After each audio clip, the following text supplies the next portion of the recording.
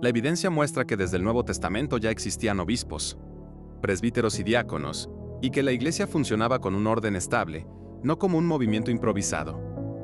Aunque en los primeros años, términos como episcopos y presbíteros a veces se usaban de forma intercambiable, sus funciones estaban claramente definidas. Los obispos, llamados episcopoi, eran los supervisores y sucesores de los apóstoles en la iglesia primitiva.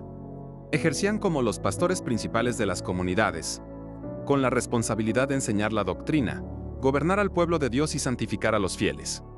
Además, tenían la autoridad de nombrar presbíteros y diáconos para colaborar en la misión, asegurando así la continuidad y el orden en la iglesia. De este modo, los obispos no eran figuras aisladas, sino los continuadores directos de la misión apostólica.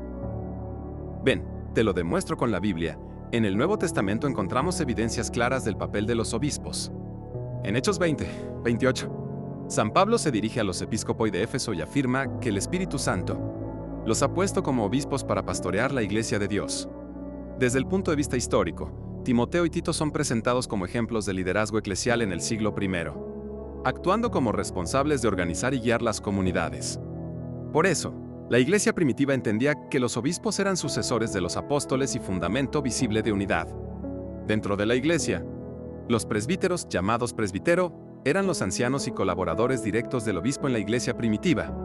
Su función consistía en trabajar en comunión con el obispo, apoyándolo en el gobierno de la iglesia, la enseñanza de la fe y la celebración de los sacramentos en las comunidades locales. De esta manera participaban activamente en la vida pastoral, ayudando a mantener el orden y la unidad dentro de la iglesia naciente. En Hechos 14:23, San Pablo y Bernabé designan presbíteros en cada iglesia, mostrando que cada comunidad cristiana ya contaba con líderes establecidos.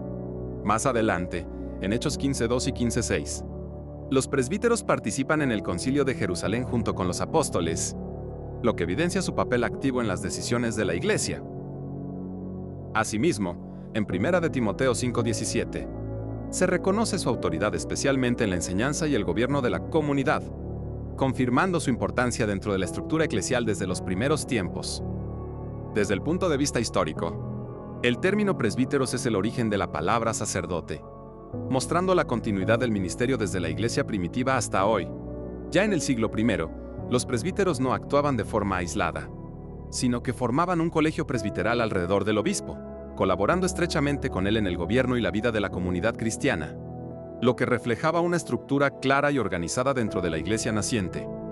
Los diáconos, llamados diaconoi, eran servidores ordenados dentro de la iglesia primitiva, encargados de asistir al obispo y a los presbíteros en la misión. Su labor se centraba en el servicio, la caridad y también en tareas administrativas, asegurando el buen funcionamiento de la comunidad. En el Nuevo Testamento vemos su origen claramente en Hechos 6. Versículos del 1 al 6, donde se instituyen los 7 para atender las necesidades del pueblo, marcando así el inicio del diaconado. Más adelante, San Pablo establece requisitos específicos para los diáconos en 1 de Timoteo 3, del 8 al 13, y en Filipenses 1:1 los menciona junto a los obispos, lo que demuestra que ya formaban parte de la estructura de la iglesia. Históricamente su función era tan esencial que la iglesia no podía desarrollarse plenamente sin ellos. Administraban bienes, asistían en la liturgia y colaboraban en la predicación, siendo un apoyo fundamental para la vida y misión de la iglesia desde sus primeros tiempos. La iglesia primitiva no era desordenada, la estructura tripartita no es una invención posterior, sino que aparece desde el Nuevo Testamento y se consolida en el siglo I al II. Basta mirar a los discípulos directos de los apóstoles. San Ignacio de Antioquía hacia el año 107 después de Cristo es categórico en sus cartas. Afirma que no se puede hablar de iglesia sin estos 3 grados. Decía, sigan todos al obispo, como Jesucristo sigue al Padre, que nadie haga nada de cuanto atañe a la iglesia sin el obispo. San Clemente Romano en el año 96 después de Cristo en su carta a los Corintios explica que los apóstoles, sabiendo que habría disputas sobre el cargo episcopal, establecieron una sucesión apostólica ordenada. Esta estructura en la iglesia primitiva no surgió como una búsqueda de poder, sino como una necesidad profundamente teológica. Ante los primeros desafíos doctrinales, como el gnosticismo, el obispo se convertía en garante de la verdad, asegurando que lo que se enseñaba permaneciera fiel a lo recibido de los apóstoles. De este modo, se protegía la autenticidad del mensaje cristiano y se evitaban desviaciones. Al mismo tiempo, este orden aseguraba la unidad litúrgica, especialmente en la celebración de la Eucaristía, para que la fracción del pan se realizara en comunión con toda la iglesia. Así, la estructura no solo organizaba, sino que preservaba la fe, la unidad y la continuidad desde los orígenes. Esta estructura es la misma que la Iglesia Católica conserva hoy, en continuidad histórica y bíblica.